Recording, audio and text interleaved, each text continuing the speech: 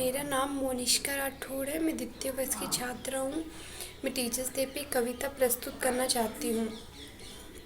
मत पूछिए कि शिक्षक कौन है, आपके प्रश्न का सटीक उत्तर आपका मौन है। शिक्षक न पद है, न पेशा है, न व्यवसाय है, ना ही गृहस्थी चलाने वाली कोई आय है।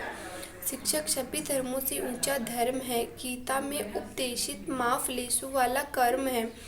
शिक्षक एक प्रवाह मंजिल नहीं राह है। शिक्षक पवित्र है, महक फैलाने वाला इत्र है। शिक्षक स्वयं जिज्ञासा है, वह खुद कुआं है पर प्यासा है। वह डालता है चांद सितारों तक को तुम्हारी झोली में। वह बोलता है बिल्कुल तुम्हारी बोली में। वह कभी मित्र, कभी माँ तो कभी पिता का हाथ है।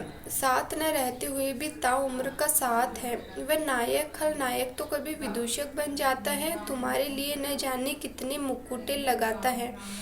इतने मुकुटों के बाद भी वह समभाव है, क्योंकि यही तो उसका सहज स्वभाव है। शिक्षक कबीर के गोविंद सा बहुत ऊंचा है, कहो भला कौन उस तक पहुंचा है। वह न वृक्ष है, न पत्तियां हैं, न केवल खाद है।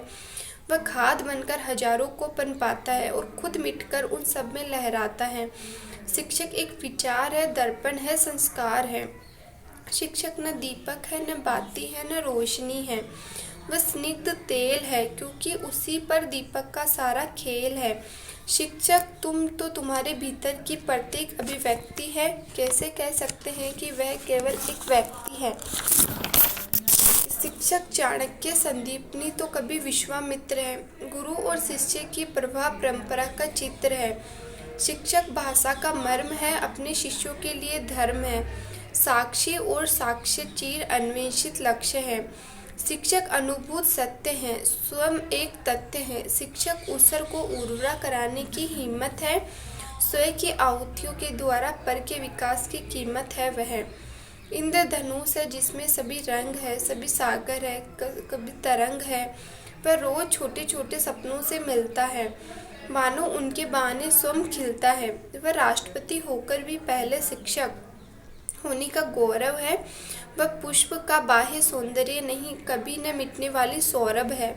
बदलते परिवेश की आंधियों में अपनी उड़ान को जिंदा रखने वाली पतंग है। अनगढ़े और बिखरे विचारों के दौर में मात्राओं के दायरे में बड़ भावों को अभिव्यक्ति करने वाला छंद है।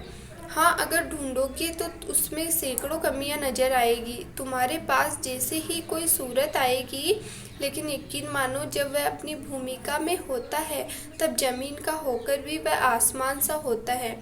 अगर चाहते हो उसे जानना, ठीक ठाक पहचानना, तो सारे पूर्वाग्रहों को मिट्टी में गाड़ दो। अपनी आस्तीन में लगी अहम की रेत झाड़ दो। फाड़ दो वे पन्ने जिनमें बेतुकी शिकायतें हैं। उखाड़ दो वे जड़ें जिनमें छुपे निजी फायदे हैं। फिर वह धीरे धीरे स्वतः समझ में आने लगेगा। अपने सत्य स्वरूप के साथ तुम में समान लगेगा। Happy teachers day.